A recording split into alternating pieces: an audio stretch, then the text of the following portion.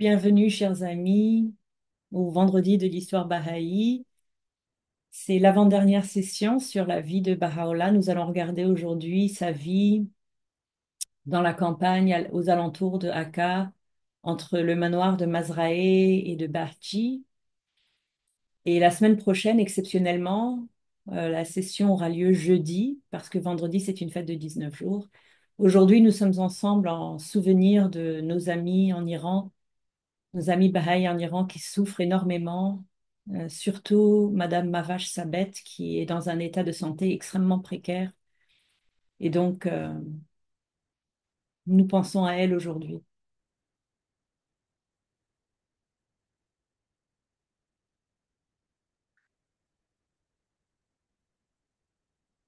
Voici les dernières 15 années de la vie de Baha'u'llah, de l'année 1877 à 1892, entre Mazrae, Bahji et Haïfa. Cette partie, aujourd'hui, va couvrir la vie de Baha'u'llah de l'âge de 60 ans en 1877 à l'âge de 75 ans en 1892. Et on commence par les 2 années que Baha'u'llah a passées à Mazrae, entre 1877 et 1879, au milieu d'un jardin. La semaine dernière, nous avons vu que Abdul Baha a conduit Baha'u'llah à Mazrae dans une calèche avec à cheval et il l'a emmené à 6,5 km de Akka dans une agréable et belle demeure nichée dans une vaste plaine à la campagne, un endroit charmant entouré d'un jardin luxuriant. L'air était frais, l'eau agréable et la vue sur les collines de Galilée à l'est et sur la mer Méditerranée à l'ouest était un endroit très calme. C'était le premier havre de paix que où Baha'u'llah vivait depuis des décennies. Et il vit entouré de nature comme il l'était quand il était jeune en Perse. Baha'u'llah racontera plus tard le paysage enchanteur de Mazraï dans une tablette qu'il révèle pour Ara Mirza Ara, en parlant dans un langage enchanteur de ces magnifiques panoramas et du charme des orangers chargés de fruits aussi brillants que des boules de feu. Mazraï, comme vous le voyez sur cette photo, était un petit manoir. Et Baha'u'llah utilisait le rez-de-chaussée comme une salle de réception dans laquelle de nombreux Bahaïs accédaient à sa présence. Sa chambre à coucher se trouvait sur l'étage supérieur, avec un balcon qui donnait sur la belle campagne. Lors de la résidence de Baha'u'llah à Mazraï, il organisait des fêtes pour les Bahaïs de Akka. Les 25 premières années tumultueuses du ministère de Baha'u'llah ont été une série de graves afflictions. Et finalement, quand Baha'u'llah s'installe dans cette oasis de paix et de tranquillité, c'est un tournant dans son ministère. C'est l'inauguration des dernières années de la vie de Baha'u'llah dans la plénitude de sa gloire et de sa majesté. Et bien sûr, lorsque Baha'u'llah est à Mazrae, il va y avoir des pèlerins qui vont venir le voir, notamment des pèlerins du village de Saïsan. Donc, derrière, vous voyez des narcisses et qui vont être le sujet de cette histoire. Et sur la photo qui est ici, la troisième personne à partir de la gauche, je pense cette personne ici, c'est une des deux personnes qui a amené ces fleurs à Baha'u'llah. Donc voici l'histoire des pèlerins du village isolé de Saïsan. Saïsan était un village isolé, niché dans les montagnes arides à environ 70 kilomètres au sud-ouest de Tabriz. En 1850, peu après le martyre du Bab, une vague d'enthousiasme a balayé le village et 2700 de ses 3000 habitants, soit 90% de la population, sont devenus d'abord des Babis, puis ensuite ils sont devenus des Bahaïs.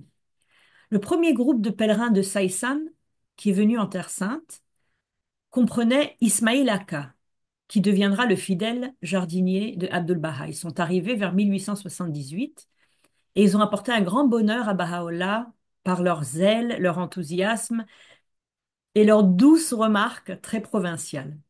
Les Saïsani étaient très attristés par le manque de légumes frais à Akka.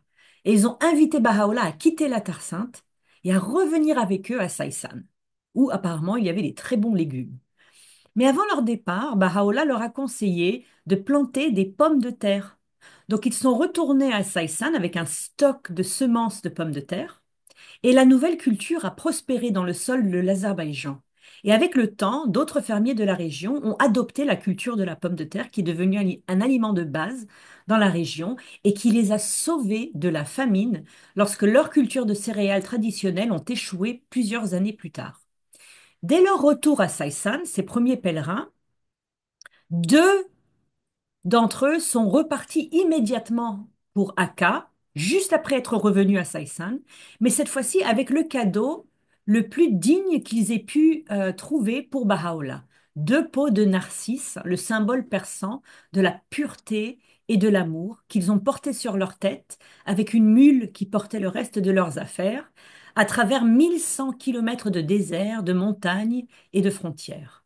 Ils sont entrés en présence de Baha'u'llah, les pieds enflés, couverts d'ampoules, et ils ont déposé leur cadeau de narcisse, porté avec zèle et amour, devant Baha'u'llah, qui les a comblés de bénédictions, de générosité et de faveur.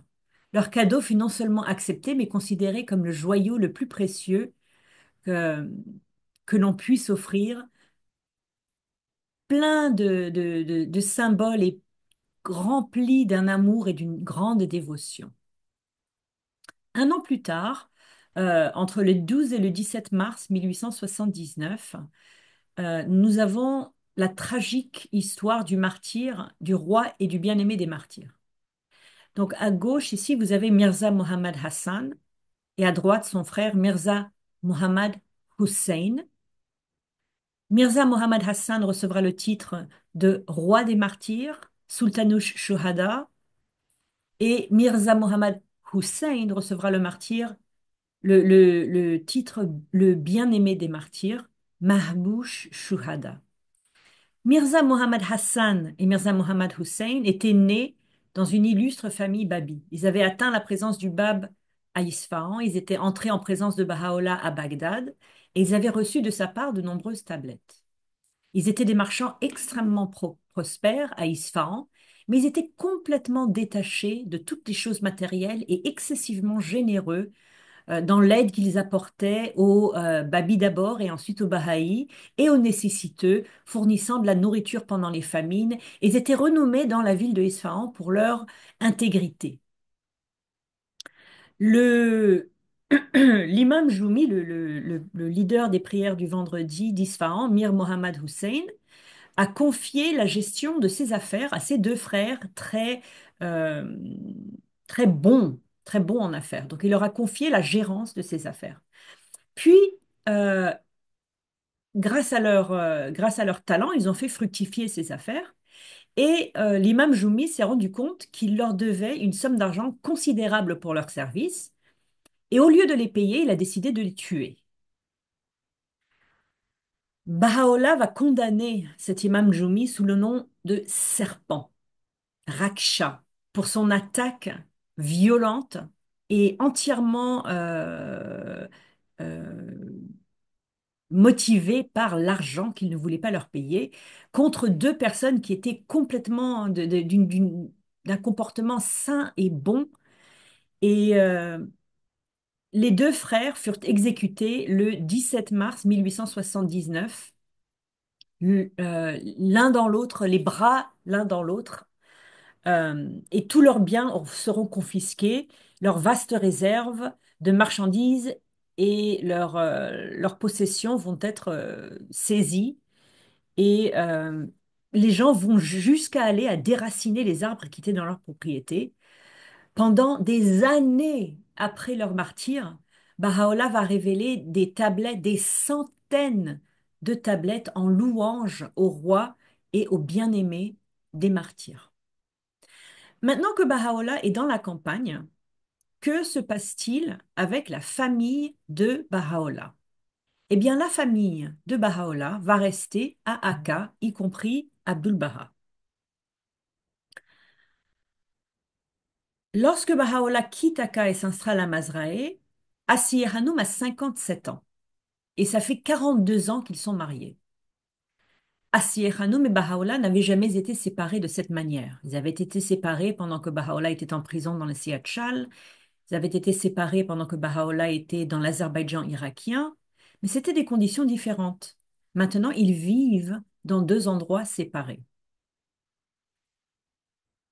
Dans la Palestine de la fin des années 1870, cette courte distance de 6-7 kilomètres entre Akka et Mazraë était très, très compliquée à traverser pour une femme en bonne santé. Les femmes à l'époque, elles devaient se soumettre à la loi et la culture locale, c'est-à-dire elles devaient voyager entièrement couvertes, dans des tentes, des haudas. C'était quelque chose de très compliqué à organiser. Et le fait était que Asiye Hanoum n'était pas en bonne santé. Elle avait une santé fragile, due au fait des emprisonnements et des privations de la très grande prison. Et donc, pendant les 7 dernières années de la vie de Asiye Hanoum, alors qu'elle était trop malade pour voyager, Baha'u'llah, lui, il va passer des longs moments avec elle pendant les mois de l'hiver et de l'automne. Il va revenir à la maison d'Aboud, il va vivre avec Asiya Hanoum. Et lorsqu'il est séparé d'elle pendant les mois de printemps et d'été, il va lui écrire de nombreuses tablettes magnifiques, dont une qui est affichée dans le bâtiment des archives internationales Baha'i au Centre mondial, et dans laquelle Baha'u'llah, plein d'amour pour sa femme, lui prodigue des conseils de santé et espère qu'elle se porte bien. Abdul Baha, lui aussi, il continue à vivre à Akka. Et la raison pour laquelle Abdul Baha continue à vivre à Akka, ce n'est pas la même raison, bien entendu, c'est parce que lui, pendant ce temps, il va prendre sur ses épaules tout le travail de gérer la communauté bahaï, gérer l'arrivée des pèlerins, parler avec les officiels de la ville et servir la population d'Akka avec une clinique de santé mobile. Le docteur Nicolas Bey est dans l'emploi de Abdul Baha et il prodigue des soins aux plus nécessiteux avec l'interdiction de mentionner que Abdul Baha paye son salaire.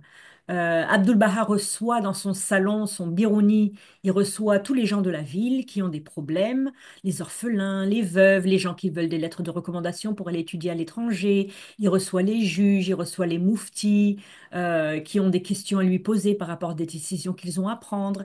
Et c'est cette tâche ardue de gérer les gens qu'il prend sur lui pour laisser Baha'u'llah libre pendant les 15 dernières années de sa vie pour révéler. Dans les mots de Baha'u'llah, c'est Abdul Baha qui devient un puissant bouclier face au monde et à ses peuples pour nous soulager de tout souci. Mais il y a aussi une présence toxique du demi-frère de Abdul Baha, Mohammed Ali, que vous voyez sur cette photo. Euh, Mohammed Ali avait commencé dès son séjour à Édirne, quand il avait euh, dit qu'il avait reçu une prophétie, il a continué sur ce chemin d'ambition et de sédition et n'a jamais suivi l'exemple de servitude et d'humilité de Abdul Baha. Plus que tout, Mohammed Ali voulait sortir de l'obscurité et revendiquer une certaine position pour lui-même dans la foi bahaï. Et il commence à écrire des lettres qu'il envoie en Perse. Et son comportement apporte énormément de tristesse et de peine à Baha'u'llah, qui continue à dissimuler les péchés de son fils par sa deuxième femme. Les Bahaïs les plus érudits, les plus approfondis, voient le chemin sur lequel Mohammed Ali est engagé, et ce chemin va continuer pendant les 15 prochaines années. Un des éléments de la vie de Baha'u'llah pendant ces dernières années, c'est la perdition de ce fils qui va causer d'énormes problèmes après son ascension. Abdul Baha avait loué le jardin de Rizvan en 1875 et le jardin de Rizvan était une petite île très verdoyante au milieu de la rivière Namain, qui était à 1 kilomètre à l'est de Akka. De chaque côté du jardin, la rivière était large de 4 mètres et profonde d'1 mètre, donc pas très profonde, et bordée de saules pleureurs et parcourue par d'innombrables petits poissons qu'on voyait nager de part et d'autre de cette petite île verdoyante. À l'époque de Baha'u'llah, le jardin était composé de parterres remplis d'innombrables fleurs de toutes les couleurs et d'herbes odorantes et décorés de nombreux buissons en fleurs et d'arbres fruitiers. Il y avait une petite fontaine éclaboussante qui distribuait de l'eau dans tout le jardin et s'écoulait sous une plateforme de pierre, sous 2 grands mûriers, des grands mûriers très majestueux, avec des petits bancs nichés tout autour de leur tronc. Le jardin de Rizvan était plein de couleurs et de senteurs. C'était une atmosphère délicieuse et paradisiaque. Il y avait des grenadiers, il y avait des fleurs écarlates, il y avait des arbustes en fleurs. Le parfum mêlé des roses, de la bergamote, de la menthe, du thym, de la verveine citronnée embaumait l'air et se mêlait à la senteur terreuse des géraniums blancs, rouges et roses. C'était une des retraites préférées de Baha'u'llah. Pendant ces années à Mazrae Bahji, il l'appelait le jardin de Rizvan, cette petite île. Il l'appelait la Nouvelle-Jérusalem. Il appelait notre île verdoyante. Et il disait c'était le plus beau jardin du monde. Le jardin de Rizwan était un symbole de dévotion et de sacrifice parce que la plupart des fleurs et des arbustes avaient été transportés à pied depuis la Perse par des pèlerins et les anciens jardiniers de Baha'u'llah de la maison de Téhéran se sont souvenus que la fleur préférée de Baha'u'llah à l'époque était une rare rose blanche avec un centre doré, avec des tiges brunâtres, avec des feuilles brillantes et avec un parfum délicieux. Avec le temps, de nombreux buissons de la rose préférée de Baha'u'llah fleurirent dans le jardin de Rizvan, la crème et l'or des fleurs et les feuilles brunies créant une note paisible d'harmonie dans le jardin. En 1879, Baha'u'llah a révélé un passage très important et célèbre sur l'intégrité, dans lequel il décrit sa vision de la Vierge du ciel apparaissant dans le jardin de Rizvan sur une colonne de lumière et appelant à haute voix tous les habitants du ciel et de la terre, exaltant l'intégrité dans des termes les plus merveilleux. Les jardiniers dévoués. Voici ici une photo de Aboul Kazim Manshadi du village de Manshad, qui a travaillé dans le jardin de Rizvan pendant plusieurs années à l'époque de Baha'u'llah. Les jardiniers bahaïs, étroitement guidés et supervisés par Abdul Baha, qui avait donc une supervision sur absolument tout ce qui se passait à tous les niveaux de la foi en Terre Sainte, y compris les jardins, sous sa direction, ont transformé le jardin en paradis.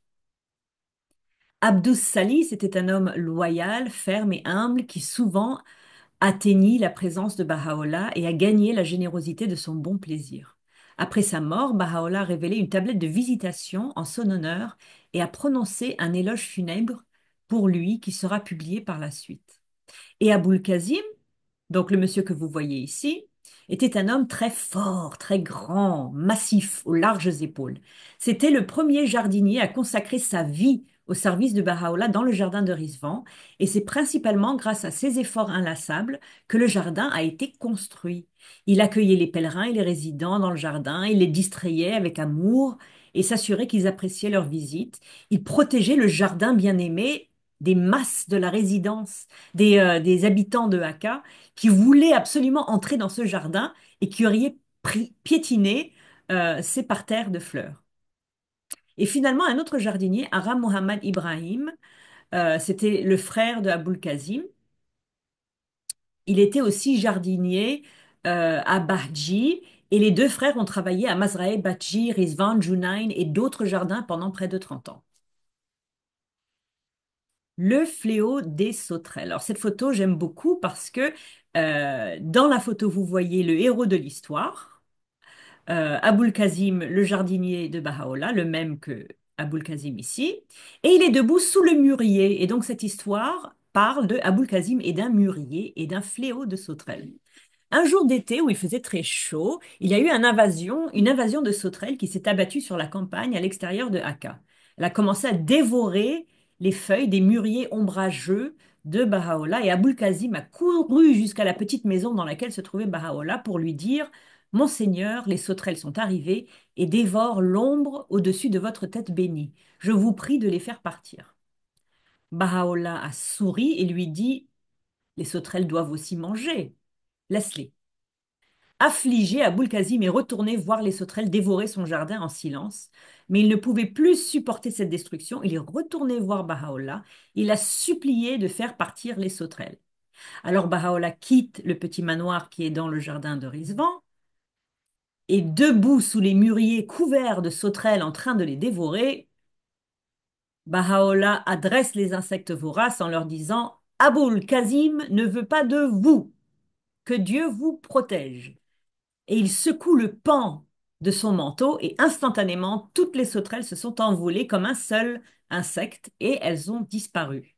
Lorsqu'Aboul Kazim a raconté cette histoire à May Bowles, il était tellement ému qu'il se touchait les yeux en disant: Oh, béni soient ses yeux pour avoir vu de telles choses. Oh, béni soient ses oreilles pour avoir entendu de telles choses. Et nous arrivons au manoir de Bahji. C'est l'arrivée au manoir de Bahji de septembre 1879 à 1880. Entre l'été et le mois de septembre 1879, cette demeure qui gagne en splendeur. La région humide et marécageuse de Akka était souvent en proie à des épidémies de typhoïde, de dysenterie, de paludisme, et une épidémie de peste s'est déclarée dans la campagne au cours de l'été 1879 et tous les habitants qui le pouvaient ont fui le centre de l'épidémie, y compris Oudi Hamar et sa famille qui ont abandonné leur belle demeure de Bahji. Peu de temps après, Abdul-Baha a pu louer le manoir à un prix très bas, puis ensuite il l'a acheté. Oudi Hamar est mort plus tard en 1879 et fut enterré au sud-est de Bahji. Oudi Hamar avait été inspiré lorsqu'il construisait le manoir de graver une phrase en arabe au-dessus de la porte bleue que vous voyez ici sur le mur au-dessus de la porte. Cette inscription arabe que vous voyez ici, elle est ici, elle est au-dessus de la porte. Ici, ça c'est la porte bleue. Et donc cette inscription est prophétique parce qu'elle dit: Salutations et vœux reposent sur cette demeure dont la splendeur s'accroît avec le temps. On y trouve des merveilles et des prodiges innombrables, et la plume est déconcertée lorsqu'elle tente de les décrire. Une fois que Baha'u'lláh va s'installer dans le manoir de Bahji, ces paroles prophétiques vont s'accomplir à maintes reprises.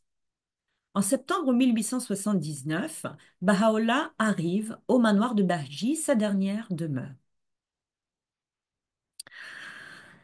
Accompagné de Mirza Arajan, un soir de septembre 1879, Baha'u'lláh monte sur son âne blanc et se rend à Bahji, sa nouvelle maison, pour la première fois.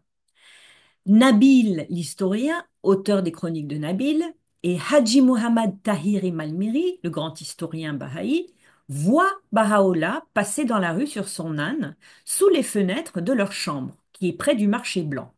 Alors ils décident de le suivre à Bahji et d'offrir des prières dans ce jour très propice. Quand ils arrivent, Baha'u'lláh entre dans le manoir, éclairé par une seule lampe à huile à 3 mèches. Afin d'effectuer, il voulait en fait tourner autour du manoir pour offrir des prières. Une tradition de marcher autour d'un bâtiment, autour d'un lieu saint en priant, une circumambulation.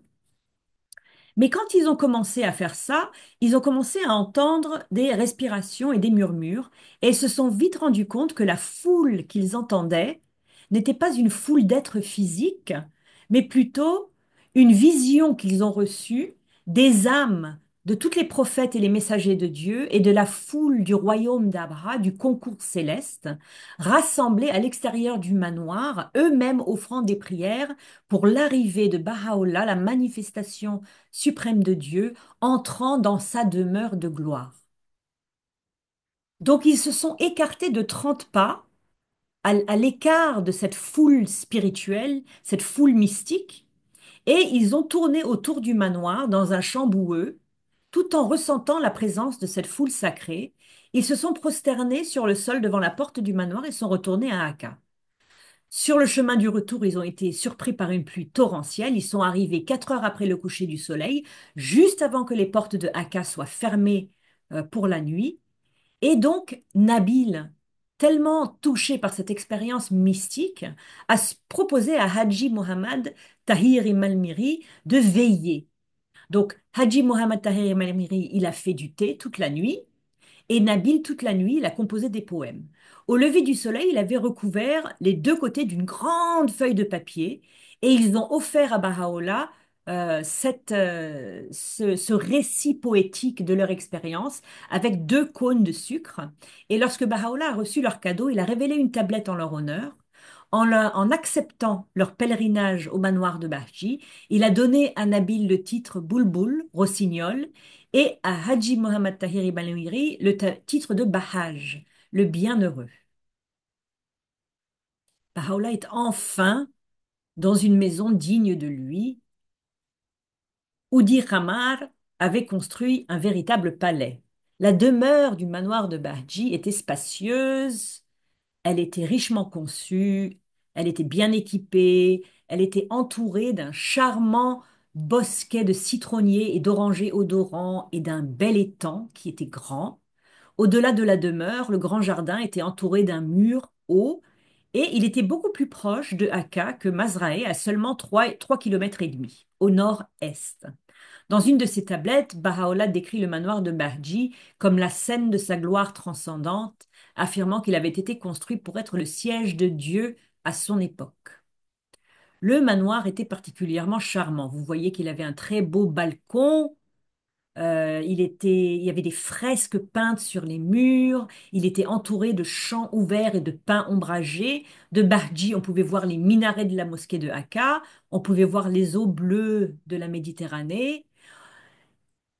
Et on pouvait voir la silhouette du mont Carmel à Akka, à peu près 17 kilomètres de là.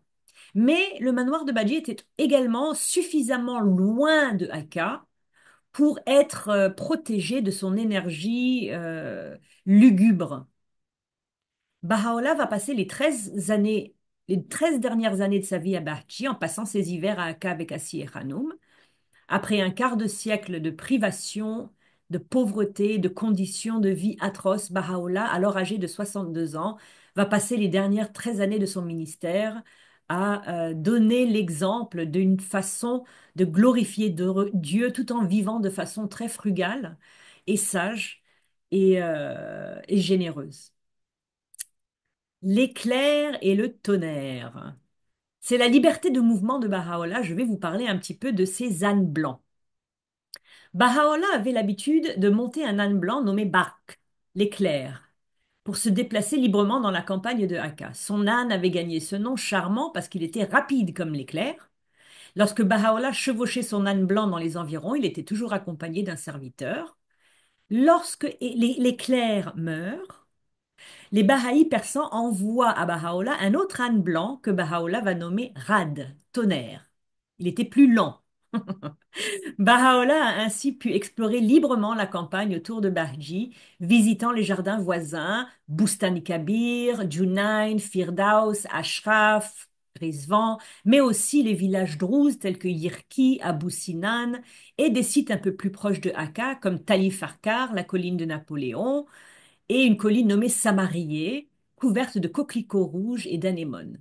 Baha'u'llah se rendait fréquemment à Akka où les gens s'inclinaient respectueusement devant lui chaque fois qu'il passait en public. Pendant ses séjours à Akka, Baha'u'llah permettait à tous les croyants d'entrer en sa présence, où il s'asseyait, envoûté par ses paroles et exalté par l'afflux de ses faveurs. Lors de ses visites dans cette ville-prison, Baha'u'llah séjournait généralement dans sa belle chambre face à la mer dans la maison de Aboud, mais de temps en temps, il restait chez son frère Mirza Moussa qui vivait près du marché blanc. Pendant toute cette période, Baha'u'llah va révéler. Et voici un roseau coupé, creux à l'intérieur, qui était le stylo avec lequel Mirza Arajan recopiait la révélation de Baha'u'llah.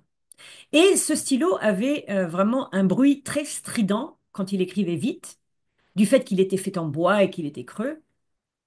Les lettres adressées à Baha'u'llah étaient reçues par Mirza Arajan. Mirza Akajan ensuite lisait ces lettres à Baha'u'llah, et une fois la lettre lue, Baha'u'llah révélait la réponse. Donc il entrait dans un état de révélation, sans marquer de pause, et sans aucun besoin d'avoir du temps pour composer une réponse. Il révélait immédiatement. Pendant près de 30 ans, Mirza Akajan a été son secrétaire et était toujours très, très préparé. Devant lui, il avait un pupitre et sur ce pupitre, il y avait un énorme encrier de la taille d'un bol avec 10 à 12 plumes de roseau, comme vous voyez sur cette photo, qui sont encore utilisées aujourd'hui. Moi-même, d'ailleurs, j'en ai plusieurs que j'utilise pour mon art. Euh, Et ces plumes de roseau, qui s'appelaient des calames, étaient simples mais efficaces. Taillées dans un seul morceau de bambou, généralement, elles permettaient à Mirza Akajan de prendre, de noter la révélation de Baha'u'llah à la vitesse de l'éclair.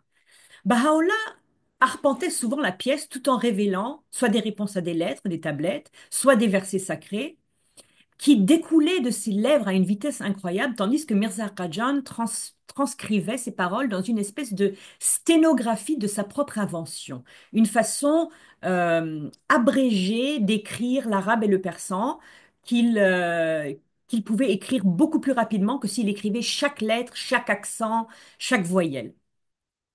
Les calames étaient en bois creux et donc ils émettaient un son strident très très caractéristique pendant que Mirza Akadjan écrivait. On pouvait les entendre à 20 pas de distance. Certaines de ces tablettes, euh, dans certaines de ces tablettes, Baha'u'llah parle du son strident de la plume de gloire, en référant au son strident de ces calames. Baha'u'llah révélait avec une telle rapidité, transcrite par Mirza Akadjan avec la même rapidité, pendant que l'encre du premier mot était souvent encore mouillée, lorsque Mirza Akadjan avait recouvert toute la page et commençait à écrire sur la page suivante. Tellement il écrivait rapidement, l'encre n'avait pas le temps de sécher.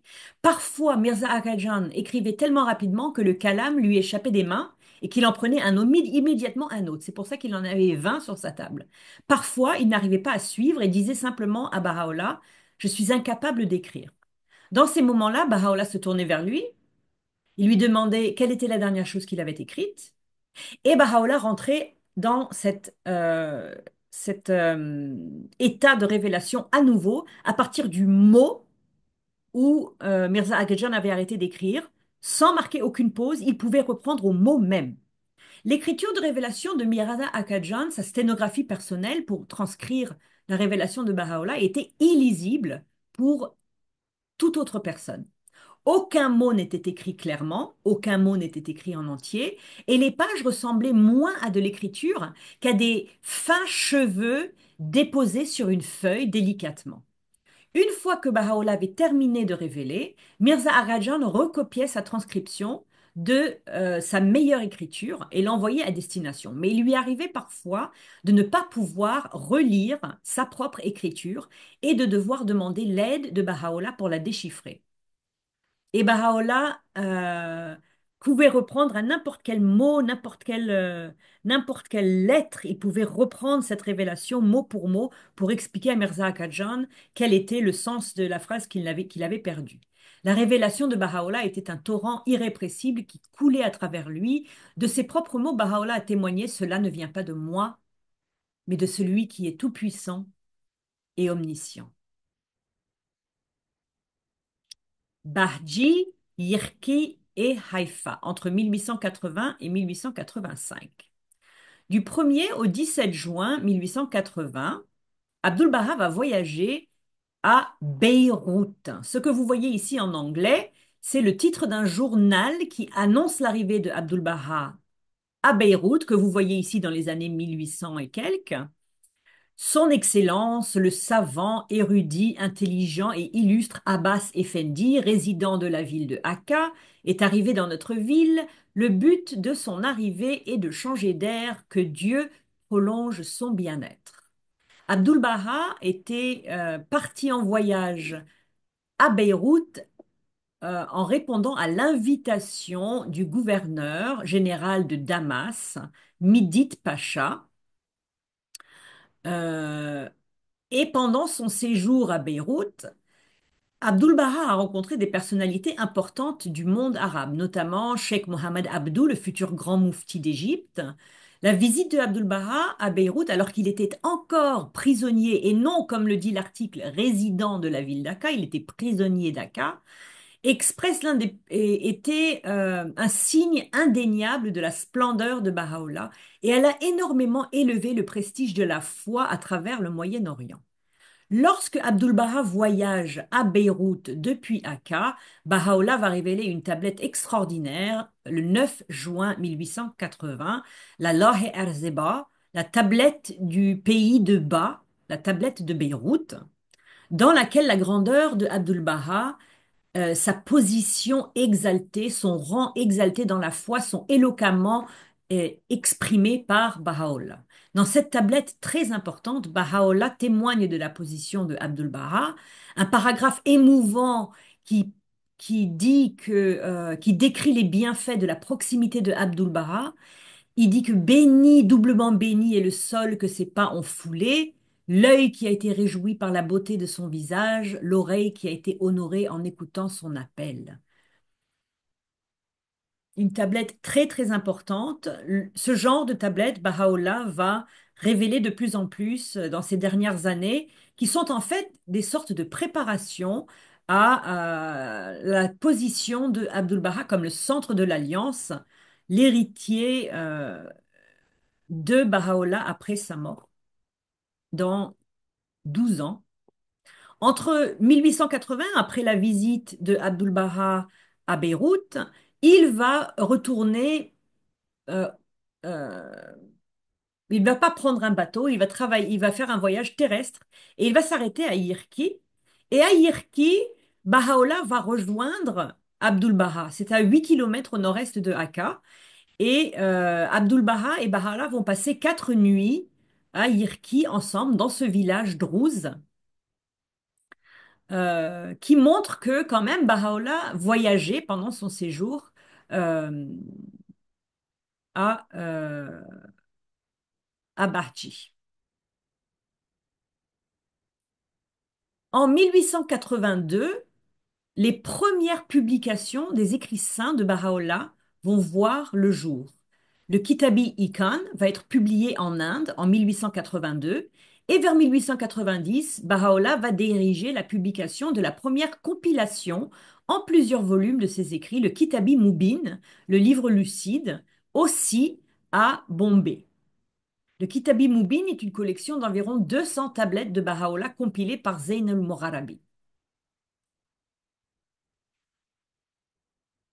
Khadija Bagoum avait demandé à Baha'u'llah d'arranger la garde de la maison sainte du Bab à Shiraz. Et vous voyez ici une photo de Aka Mirza Aka, qui était le neveu de Khadija Bagoum, qui tient la tablette de Baha'u'llah, qui porte le sceau de Baha'u'llah, où la famille du Bab est nommée gardien de la maison du Bab à Shiraz.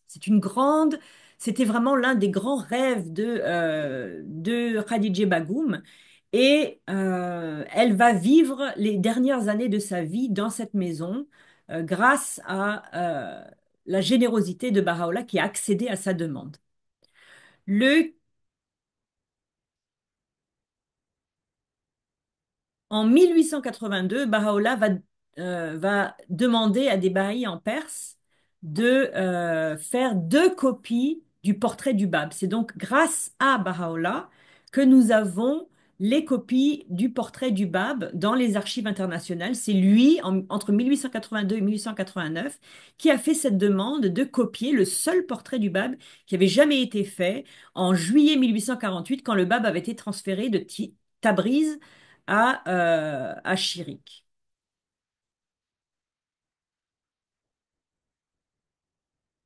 Le 6 août 1883, euh, Baha'u'llah va visiter Haïfa pour la deuxième fois. Il ne va pas rester très longtemps. Il va rester quelques semaines dans un hôtel de la colonie allemande que vous voyez ici sur cette carte postale. Et en juillet 1883, quelque chose d'intéressant a lieu. Euh, Baha'u'llah va organiser euh, une célébration pour la libération des Bahaïs qui avaient été emprisonnés euh, en Perse. Ici, c'est une carte que vous voyez des persécutions pendant le ministère de Baha'u'llah. Dans toutes les villes d'Iran, ici, vous voyez les petites points, c'est les noms des villes. Et ici, c'est le nom des gens qui ont été arrêtés ou le nombre de Bahaïs qui ont été arrêtés. Et un jour, pendant le mois de juin 1884, Baha'u'llah accueille tous les Bahaïs dans le jardin de Rizvan avec des rafraîchissements pour célébrer la libération de Mirza Aboul Fazl et de la main de la cause Haji Mullah Ali Akbar, Haji Akound, à Téhéran. Alors les gens célèbrent avec Baha'u'llah, mais ils reçoivent le télégramme les informant de leur libération le lendemain. Donc Baha'u'llah avait organisé cette fête avant l'arrivée du télégramme officiel. Également en 1884, Baha'u'llah ordonne que les restes du Bab soient déplacés de là où ils étaient, ici, dans le sanctuaire de l'imam Zadi, euh, ailleurs. Et cet événement est très significatif parce que ça marque le début du déplacement des restes du Bab, qui va éventuellement culminer avec leur déplacement de la Perse jusqu'en Terre Sainte en 1899 pendant le ministère de Abdul Baha.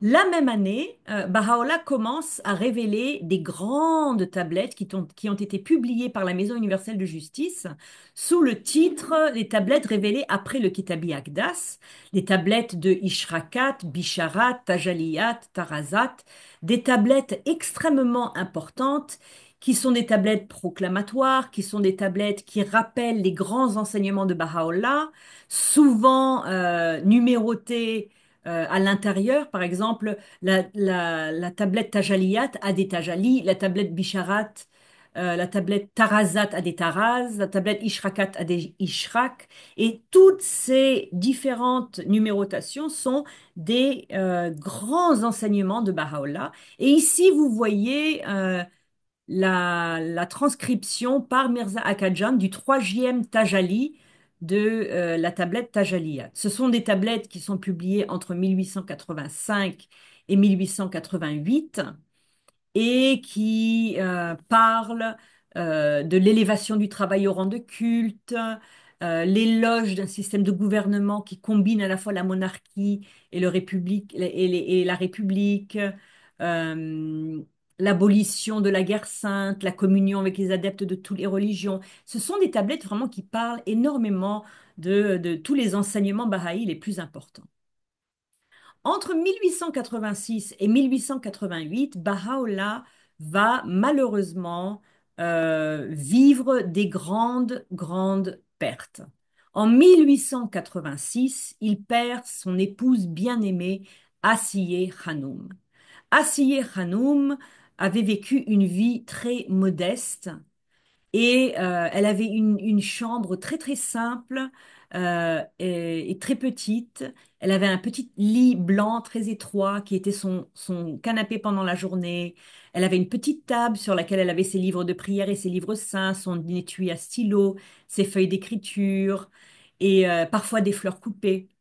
Elle avait une voix très musicale et elle aimait chanter et psalmodier les prières. Et elle avait une vie extrêmement spirituelle. Bien qu'une vie remplie de souffrances l'ait affaiblie, la cause de la mort de Asiye Hanoum n'est pas due à une maladie. C'est-à-dire, Bahiyé Rouhani Mahani a découvert dans ses recherches au Centre mondial que Asiye Hanoum est tombée d'une grande hauteur en 1886 et elle est décédée des séquelles de cette chute. Elle est morte entourée de Baha'u'llah et de ses enfants adorés Abdul Baha et Bahiyé Hanoum et elle a eu des funérailles dignes d'une reine, qui montrent vraiment la station de Baha'u'llah à cette époque à Akka, parce que quand son fils était décédé, il y a 16 ans, en 1870, les funérailles avaient été faites par deux, trois personnes. Mais les funérailles de Assi Hanoum, il y avait des muezzins, il y avait des récitants du Coran, il y avait un cortège funèbre, il y avait des notables de Hakka, des chefs religieux chrétiens et musulmans, il y avait des écoliers qui chantaient les versets et des poèmes. C'était vraiment un enterrement digne d'une reine. Euh, les premières mains de la cause sont nommées par Baha'u'lláh le 13 avril 1887 dans une tablette. Et c'est la première fois dans l'histoire de la foi que le concept de main de la cause est nommé. Et il n'y aura aucune main de la cause vivante nommée pendant le ministère de Baha'u'lláh jusqu'en 1951 pendant le ministère de Shoghi Effendi. Voici les quatre mains de la cause nommées par Baha'u'lláh de son vivant: Haji Akund, Ibni Abhar, Adib et Ibni Asdak. En 1887, Baha'u'lláh donne la permission à Nabil de commencer à écrire les chroniques de Nabil. Il fait des corrections. Le manuscrit qui contient les corrections de Baha'u'lláh va être perdu, mais quand le gardien va traduire les chroniques de Nabil en anglais, il, avec son infaillibilité, va corriger le manuscrit, retirer les exagérations et le traduire en anglais parfait. Ce qui est intéressant avec ce manuscrit, c'est qu'il n'a jamais été publié en persan. Le persan a été traduit de l'anglais de Shoghi Effendi, l'original en persan et dans les archives en Terre Sainte. Et ce que vous voyez ici, ce sont les 18 lettres, les 18 tablettes aux lettres du vivant écrites de la main du gardien. Un an après le décès de Asiye Hanoum, Abdul Baha'u'lláh perd son frère adoré, son frère préféré, son frère fidèle, son frère qui avait 18 moins de mois que lui. C'est une terrible calamité pour Baha'u'lláh. Il va révéler une tablette de visitation pour Mirza Moussa. Euh, ah, Mirza Moussa avait accompagné Baha'u'lláh dans tous ses exils, avait protégé sa famille durant toutes les absences de Baha'u'lláh. Et dans cette tablette de visitation, Baha'u'lláh va témoigner de sa fidélité à l'Alliance et du fait qu'il a passé tous ces moments de sa vie en compagnie de son Seigneur.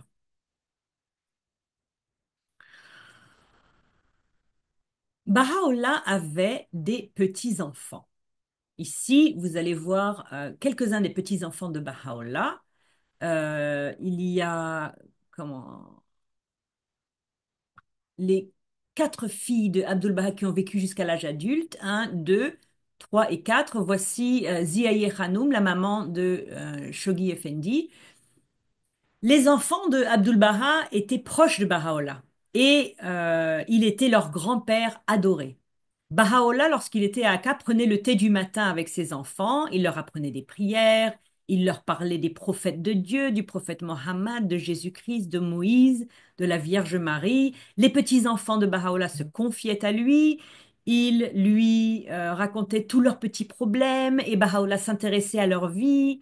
Quand il envoyait un serviteur à Beyrouth pour acheter du tissu pour les enfants, il revenait et puis la maman et leur tante cousaient des habits avec les vêtements, les tissus que les enfants choisissaient. Et quand on donnait des boîtes de bonbons à Baha'u'lláh, il disait: Ouh, mettez ces boîtes de bonbons ici, parce que si on les donne à Abdul Baha, il va les donner aux pauvres. Il va les donner aux gens. Et donc, il gardait les bonbons pour ses petits-enfants. Des fois, il faisait des excursions au jardin de Rizvan. Mais en 1888, Baha'u'lláh va perdre son dernier petit-fils adoré, Hussein Effendi. Ce qui est un moment vraiment triste dans la vie de Baha'u'lláh, quelques années avant sa mort, c'est qu'en 1886, il perd son épouse, en 1887, il perd son frère, et en 1888, il perd Hussein Effendi, son petit-fils adoré, qui passait du temps avec lui à Rizvan, qui avait 4 ans quand il est mort. Il va révéler des tablettes pour Mouniré Hanoum, qui était inconsolable, pour lui parler de la vie de Hussein Effendi dans le royaume d'Abha. C'est Baha'u'lláh qui va écrire l'épitaphe sur sa tombe. Euh, d- D'après toutes les descriptions que nous avons, euh, c'était vraiment un petit enfant très, très spécial Et il avait passé énormément de temps avec Baha'u'llah à Bahji. 2 ans après la mort de Hussein Effendi, E.G. Brown va rencontrer Baha'u'llah. Donc, E.G. Brown va faire un voyage au Moyen-Orient et parce qu'il est très, très, très attaché à Mirza Yahya, avec qui il correspond depuis très longtemps. Il va d'abord rendre visite à Mirza Yahya à Chypre et ensuite il va venir à Akka. Mais au moment où il est à Akka, en 1890, Baha'u'llah est en train de visiter Haïfa. Il va rester à Haïfa, il est à Haïfa entre le 1er et le 15 avril 1890.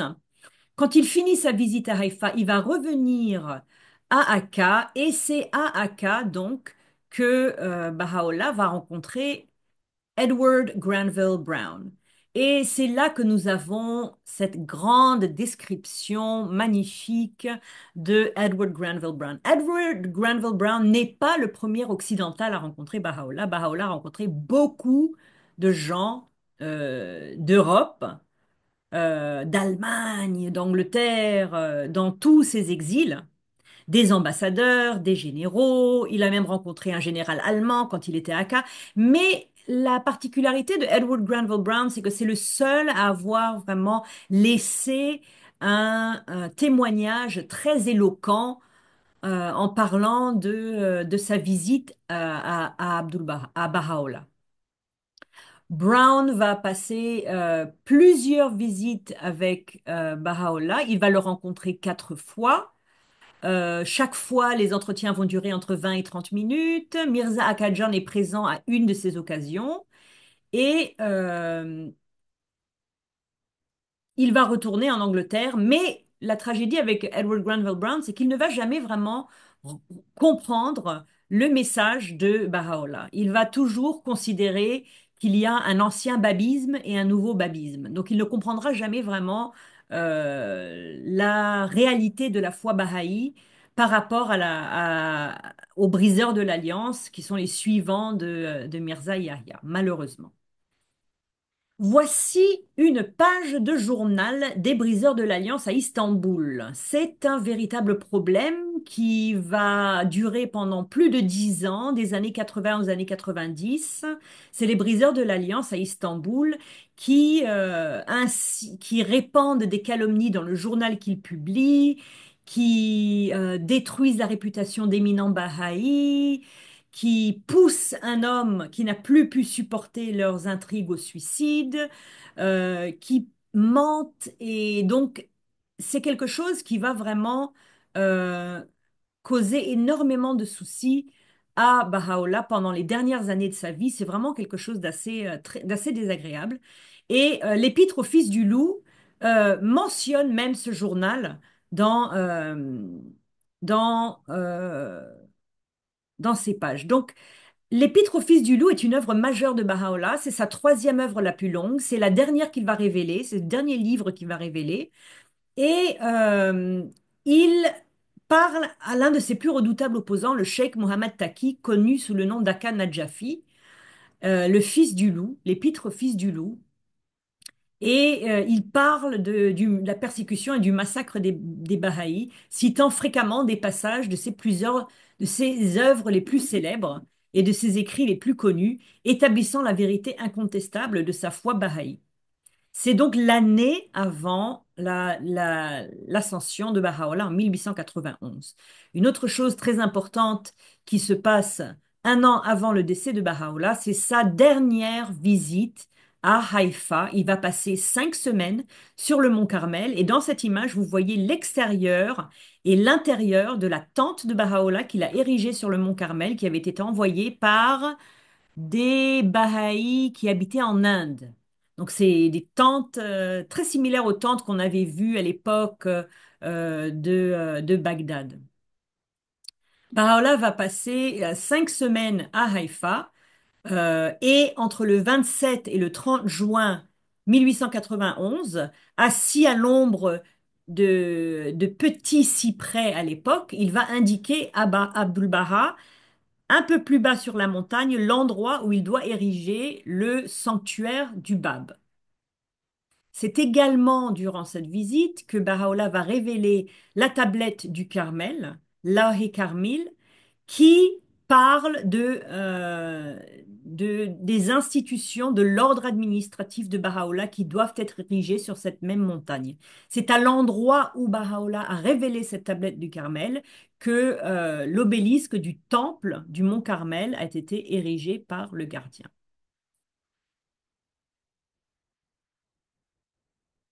Nous arrivons à la fin du ministère de Baha'u'llah et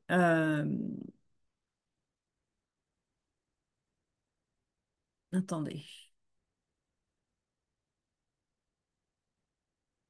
Les derniers mois sont un peu difficiles parce que Baha'u'llah apprend le martyr des 7 martyrs de Yazd après le 1er août 1891.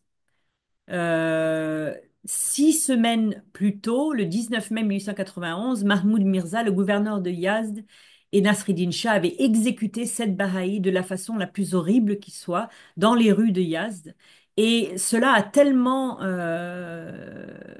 un effet tellement dévastateur sur Baha'u'llah qu'il a arrêté sa révélation pendant 9 jours lorsqu'il était encore à Haïfa et n'a laissé personne entrer en sa présence. Donc, sont des choses très, très difficiles. Peu de temps avant sa mort, en août 1891, Baha'u'llah va révéler la Lawh-e Dunya, la tablette du monde. Et c'était après avoir reçu la nouvelle des martyrs de Yazd. Cette tablette parle de la paix et de l'amour entre les croyants, euh, l'opposé de ce qui s'est passé à Yazd. Donc ces choses sont... Il y a tellement de choses qui se passent autour de Baha'u'llah dans la dernière année de sa vie. Nous avons un témoignage du dernier jour saint de Baha'u'llah entre le 6 et le 7 août 1891, où Baha'u'llah révèle une tablette et passe du temps avec les Bahaïs. La croissance de la foi a été phénoménale durant le ministère de Baha'u'llah. La foi s'est développée partout à sa demande. Euh, Jamal Effendi a lancé une campagne systématique d'enseignement en Inde et en Birmanie. Les Bahaïs qui viennent en pèlerinage en Terre Sainte sont tellement nombreux que Mohamed Mustafa gère la logistique de leur voyage en Terre Sainte, depuis le Liban, à Beyrouth. En 1892, les endroits les plus éloignés de la foi étaient installés. C'était Samarkand et Bukhara en Ouzbékistan, à plus de 3000 km de Hakka. Le futur ordre mondial Baha'i est développé par Baha'u'llah avec la tablette du Carmel, avec l'indication à Abdul Baha de construire le premier lieu saint en Terre Sainte, le tombeau du Bab sur le mont Carmel. Et il a publié les livres de ses écrits, de son vivant. Et cela nous amène en fait au sujet de la semaine prochaine, qui sera donc jeudi au lieu de vendredi. C'est donc les quelques semaines avant l'ascension de Baha'u'llah, l'ascension de Baha'u'llah, et les quelques semaines et mois après l'ascension de Baha'u'llah, la fin de la vie de Baha'u'llah en quelque sorte, en fait. Et donc, voilà, ce sera notre dernière session pour cette année. Et je vous souhaite un bon week-end et à jeudi, exceptionnellement, pour la semaine prochaine.